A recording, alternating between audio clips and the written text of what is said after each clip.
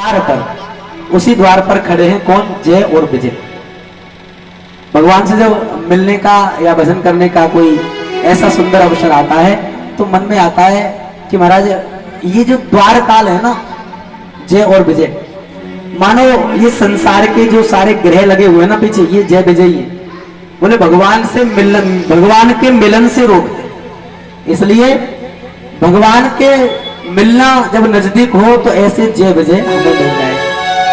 और द्वारपाल जब कहने लगे कि महाराज ये बालक है, सनत कुमारों को जब देखा भगवान के पास आ ही गई, देखने में कैसे लगते महाराज? बिल्कुल 5 वर्ष जैसे, बोले बिल्कुल छोटे गोल मटोल से बालक लगे।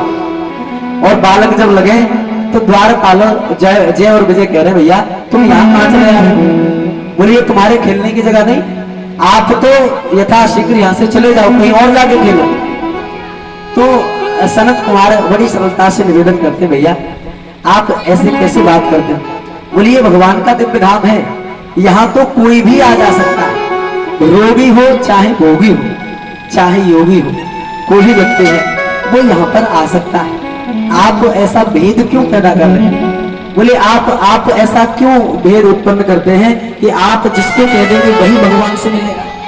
ये बात सनत कुमार जय और विजय से कह रहे हैं, परंतु जय विजय मान नहीं रही, उस प्रभाव को नहीं जानते। वो जो रूप 5 वर्ष की अवस्था में 4 ऋषियों के रूप में है, पहचान नहीं पा रहे, केवल बालक जान करके फटकार लगा रहे, डांटते हैं जय विजय, बोले जाओ यहां से।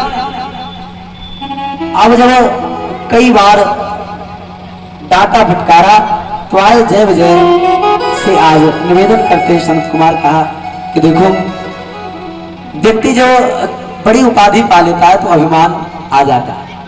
आपने इतना बड़ा वैकुंठ धाम, भगवान की सन्निधि और भगवान के द्वार की सेवा पाई, आप में अभिमान आ गया है और इस अभिमान को दूर करने के लिए आप भगवान से मिलन के बीच में बिल्कुल रोड़ा बन गए हो, रोक रहे हो।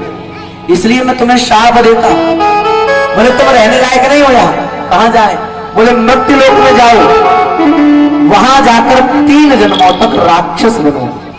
क्या बनोगे? राक्षस। कहा कि महाराज दुर्लभम त्रयते देवानुग्रह हेतु, कहा कि महाराज राक्षस हो जाओ मृत्यु लोक में। कांपने लगे जय विजय जब जान गए तो आज सनत कुमारों ने दया करके कहा कि 3 जन्मों तक राक्षस रहोगे।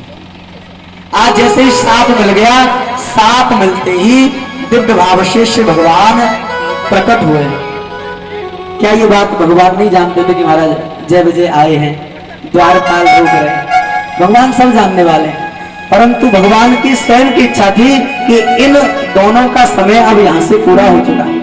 भगवान कभी अपने द्वारा, जैसे हमने कोई अपराध किया, अब का उस अपराध का दंड देने भगवान थोड़ी आएंगे, लट्ठों से कूदने हमें भगवान थोड़ी आएंगे, वो किसी ना किसी को निमित्त बनाएंगे, ठाक करवाते, स्वयं नहीं प्रकट होते, केवल दूसरे को जोड़ देते हैं कि महाराज जैसे हम रास्ता में जा रहे हैं और रास्ते में जाते जाते तो कोई ऐसे ही किसी ने